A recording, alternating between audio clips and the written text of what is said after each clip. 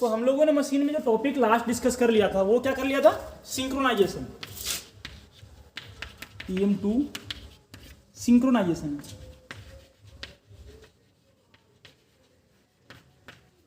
और ये इसकी जरूरत क्यों पड़ी थी, ताकि हम किसी भी सर्किट का फेज सीक्वेंस को हम क्या करें, चेकआउट कर सके। इसके लिए हमें सिंक्रोनाइजेशन के लिए यूज पड़ा था। इसमें हमने क्या क्या देखा था, एक तो by using lamp method, by using lamp method, और बाय यूजिंग क्या था आपके पास में, सिंक्रोनोस्कोप, सिंक्रोनोस्कोप। यही दो मेथड था ना, हमने ये दोनों मेथड क्या कर लिया था, देख लिया था। कौन कौन सा, बाय यूजिंग लैंप मेथड था, दूसरा क्या था, बाय यूजिंग सिंक्रोनोस्कोप। ठीक है, आज जो हम लोग टॉपिक इसमें डिस्कस करेंगे वो क्या है, working principle of synchronous motor. Synchronous motor किस प्रकार से काम करता है उसके हमें वर्किंग प्रिंसिपल देखना है। Working principle, working of synchronous motor ही है शायद टॉपिक का name. Operation of synchronous machine लिख रखा है एज ए मोटर, इसका जो टॉपिक का नेम है operation of synchronous machine as a motor. मतलब हमें सिंक्रोनस मशीन को क्या करना है, एज ए मोटर चलाना है, तो वो किस प्रकार से चलेगा। ठीक है, तो देखो सबसे पहली बात तो ये है कि हमें मोटर के बारे में पता होना चाहिए। मोटर क्या होता है, क्या होता है मोटर, जो क्या करे आपका इलेक्ट्रिकल एनर्जी को मैकेनिकल एनर्जी में कन्वर्ट करे, वही तो मोटर होगा ना।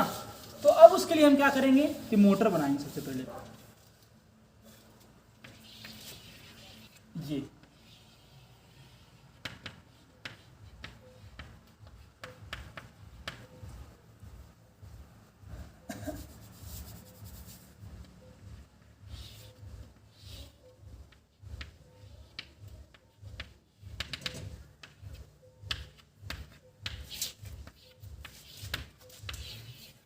थ्री फेज सप्लाई हम यहां पे देंगे,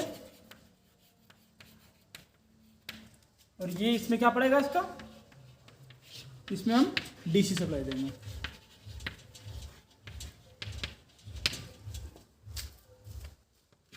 ठीक है, अब देखो होता क्या है सिंक्रोनस मोटर में, कि जैसा हम सब क्या जानते हैं कि सिंक्रोनस मोटर क्या है, सेल्फ स्टार्टिंग मोटर नहीं है। सेल्फ स्टार्टिंग मोटर ये नहीं है, मोटर नॉट नहीं है। क्यों नहीं है, पहले हम वो देखते हैं, फिर इसको हम बनाएंगे कैसे हम वो देखेंगे।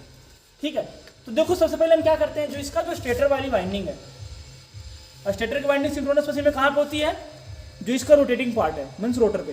तो इसमें हम क्या करते हैं कि थ्री फेज सप्लाई इसको हम क्या करेंगे, देंगे। तो जैसे हम थ्री फेज सप्लाई देंगे तो इसमें क्या बनेगा, एसी सप्लाई है, तो यहाँ पे क्या बनेगा, रोटेटिंग मैग्नेटिक फील्ड बनेगा। क्या बनेगा, रोटेटिंग मैग्नेटिक फील्ड बन जाएगा।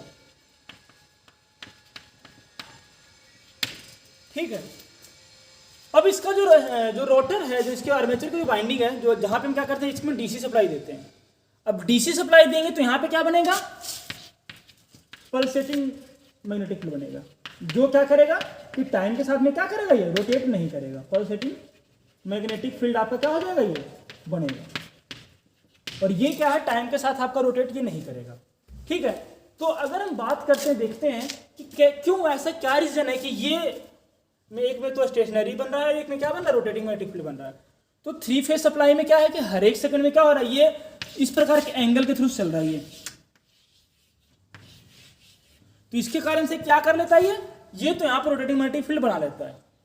लेकिन रोटर क्या है, इसमें कोई भी मैग्नेटिक फील्ड आपके पास में रोटेटिंग वाला नहीं बनता है। तो होता क्या है इस कंडीशन में कि ये जो है, इसका जो स्टेटर है, ये जो पोर्शन है, इसका मैग्नेटिक फील्ड क्या होगा, हर एक सेकंड में दोनों मैग्नेटिक फील्ड बनेगा तभी चलेगा। ये बिल्कुल श्योर सी बात है, जब तक रोटर और स्टेटर दोनों जहाँ पे मैग्नेटिक फील्ड नहीं बनता है, कोई भी मोटर चल ही नहीं सकता है। ठीक है, तो यहाँ पे क्या होगा, जैसे अगर यहाँ पर मैग्नेटिक फील्ड, मैग्नेटिक की पोल है, इसमें क्या पहले नॉर्थ था, फिर अभी साउथ, यहाँ भी साउथ है। अल्टरनेट ऐसा ही चलेगा, एक नॉर्थ होगा एक साउथ होगा, क्योंकि अल्टरनेटिंग का मतलब यही हो रहा है कि हर एक सेकंड में क्या हो रहा है, ये चेंज हो रहा है। ठीक है, अब यहाँ पे ये क्या है, नॉर्थ, ये साउथ है। ठीक है, डीसी वाला क्या है कि एक बार नॉर्थ बन गया, दूसरा बार साउथ बन गया, वो तो वहीं फिक्स रहेगा। वो क्या है कि चेंज नहीं होगा, लेकिन एसी वाला क्या कर रहा है, हर एक सेकंड में क्या हो रहा है, 50 बार क्या करेगा, चेंज होगा 50 बार, क्योंकि हमारे पास फ्रीक्वेंसी 50 हर्ट्ज है। तो ये क्या हो रहा है, हर एक बार क्या होगा, पहले साउथ होगा, फिर नॉर्थ होगा, फिर साउथ होगा, फिर नॉर्थ होगा। इस प्रकार से क्या होगा, सिचुएशन रोटेट होता रहेगा, मतलब चेंज होता रहेगा। तो जैसे हमारे पास यहाँ पे सपोज कर लो नॉर्थ है और यहाँ भी नॉर्थ है, तो मोटर क्या करना के लिए सोचेगा कि हम घूमें, लेकिन तुरंत प्लग झपकते क्या हो जाएगा, फिर यहाँ पे साउथ हो जाएगा। तो इस कारण से क्या होता है कि मोटर हमारा रोटेट नहीं होता, और इसीलिए इसको हम क्या बोलते हैं कि नॉट सेल्फ स्टार्टिंग मोटर बोलते हैं। मतलब जो सिंक्रोनस मोटर है वो आपके पास में क्या है, वो सेल्फ स्टार्टिंग मोटर नहीं होता, क्योंकि इसका रोटर जो है वो क्या है, इसमें हम डीसी सप्लाई दे रहे हैं, और ये जब तक इसको ये क्या बनाता है, ये आपके पास में स्टेशन जो क्या बोलते हैं कि पल्सेटिंग मैग्नेटिक फील्ड बना रहा है, इसके कारण से क्या हो रहा है, ये रोटेट आपका नहीं हो रहा। ठीक है, यहां तक तो समझ में आ गया होगा सबको। अब जो नेक्स्ट बात आती है हमारे पास में, वो क्या आती है कि इसको हम कैसे बनाएं रोटेटिंग, इसको हम कैसे चलाएं कि ये मोटर चलना स्टार्ट करे, क्योंकि ये मोटर तो चलेगी ही नहीं, हमने सप्लाई भी दे दिया, एसी भी दे दिया, डीसी भी दे दिया, लेकिन जब तक ये घूमेगा इन रोटर तो देने का क्या फायदा होगा।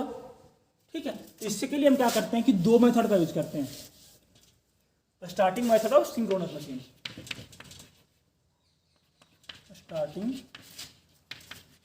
Method of synchronous machine. Starting के लिए हमारे पास में क्या है, दो मेथड है। इस मेथड का हम कैसे कैसे यूज करते हैं वो देखते हैं। Starting method of synchronous machine, तो देखो सबसे जो पहला बात आता है हमारे पास में, इसके लिए हम यूज करते हैं by using armature, by using an external prime mover, sorry external prime mover, by using an external prime mover. दूसरा जो आपके पास में आता है by using damper winding, by using damper winding. दो मेथड है, by using external prime mover और बाय यूजिंग डैम्पर वाइंडिंग। इन दो मेथड का यूज करके हम क्या करते हैं कि सिंक्रोनस मोटर को हम सेल्फ स्टार्टिंग बना सकते हैं। कैसे बना सकते हैं हम वो देखते हैं। तो सबसे पहले हम देखते हैं by using an external prime mover. इसमें करते क्या है कि जैसे ये मेरा सिंक्रोनस मशीन है, R Y B F double F और डबल एफ, इसमें हम 3 फेज सप्लाई देंगे, 3 फेज सप्लाई, और इसमें को क्या देंगे हम, डीसी सप्लाई। इसके आगे क्या करते हैं कि एक प्राइम मूवर लगा देते हैं, कोई भी एक मोटर लगा देते हैं, ये मोटर। ठीक है, इसको क्या करेंगे, जो क्या हो सेल्फ स्टार्ट हो, मतलब जैसे सप्लाई देते क्या करेंगे, घूमना आपके पास में ये स्टार्ट कर जाए। इस प्रकार क्या करते हैं, एक मोटर लगाते हैं और बीच में क्या लगाते हैं, कपलिंग सा लगाते हैं।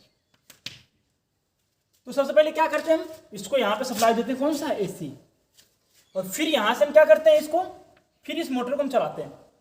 ये जो मोटर है इसको हम क्या करेंगे, चलाएंगे, तो ये मोटर क्या करेगा, घूमना स्टार्ट करेगा। और जैसे ही हमारा मोटर का जो स्पीड है NS = 120 F के करीब पहुंचेगा, 120 F/P के करीब पहुंचेगा, उस कंडीशन में क्या करेंगे, इसका डीसी जो सप्लाई इसको हम क्या कर देंगे, ऑन कर देंगे। ठीक है, जैसे हमारे मोटर का मतलब लगभग ये लग गया कि हमें सिंक्रोनस स्पीड के लगभग नजदीक पहुंच गया है, तो उस कंडीशन में क्या होगा कि जो ये भी मैग्नेटिक फील्ड घूम रहा है और ये भी मैग्नेटिक फील्ड घूम रहा है, जब दोनों घूमना स्टार्ट करता है ना, तो आपस में क्या हो जाता है, ये इंटरलॉक हो जाता है। सेम डायरेक्शन में चलते के साथ में क्या होता है, इंटरलॉक हो जाता है, और फिर आपका मोटर जो है वो क्या होता है, चलना स्टार्ट हो जाएगा। और जैसे आपका मोटर चलना स्टार्ट हो जाएगा, फिर इसको क्या कर देंगे, यहाँ से ये जो प्राइम मूवर है, इसको कपलर को क्या करते हैं, रिमूव कर देते हैं, और आपके पास मोटर कंटिन्यूअस आपका चलता रहता है। एक मेथड आपके पास में तो ये। दूसरा जो मेथड है उसका नियम है बाय यूजिंग डैम्पर वाइंडिंग। सबसे ज्यादा मेथड वही यूज हो रहा है, बाय यूजिंग डैम्पर वाइंडिंग। इसमें क्या करते हैं कि जो पोल है, जो इसका स्टेटर का पोल है, उसमें क्या करते हैं, जैसे ये इसका पोल हो गया, एक पोल ये हो गया, एक पोल ये हो गया, एक पोल ये हो गया, और एक पोल ये हो गया। जो इसका जो पोल है ना, जहां पे हमारे पास क्या है, जो डीसी का सप्लाई था, उसको क्या करते हैं, एक हैवी कॉपर के रिंग से क्या कर देते हैं, इसको शॉर्ट कर देते हैं। और जैसे इसको हम क्या करते हैं, हैवी कॉपर के रिंग की तरह शॉर्ट करते हैं ना, तो ये एज ए इंडक्शन मोटर क्या होता है, जो सिंक्रोनस मोटर था वो एज ए इंडक्शन मोटर क्या हो जाता है, ये स्टार्ट हो जाता है। और सबसे पहले हम करेंगे क्या, इसको सबसे पहले जो मोटर है इसमें क्या करेंगे, इसको 3 फेज सप्लाई देंगे। जैसे 3 फेज सप्लाई देंगे तो ये मोटर क्या हो जाएगा, एज ए इंडक्शन मोटर क्या कर जाएगा, घूमना स्टार्ट कर जाएगा। किसके कारण से, डैम्पर वाइंडिंग के कारण से। और उसी डैम्पर वाइंडिंग के कारण से जैसे क्या करेगा, इंडक्शन की तरह घूमना शुरू करेगा, फिर हम क्या करेंगे कि उसके बाद हम क्या करेंगे, इसमें डीसी सप्लाई हम क्या करेंगे, दे देंगे। तब जाके आपका मोटर क्या हो, फिर से वो सिंक्रोनस स्पीड पे क्या करेगा, ये रोटेट करेगा। और एक बात हमेशा ध्यान रखना, सिंक्रोनस मोटर कभी भी चलेगा तो उसको एसी और डीसी सप्लाई दोनों चाहिए। ठीक है, तो ये था आज का टॉपिक आपका।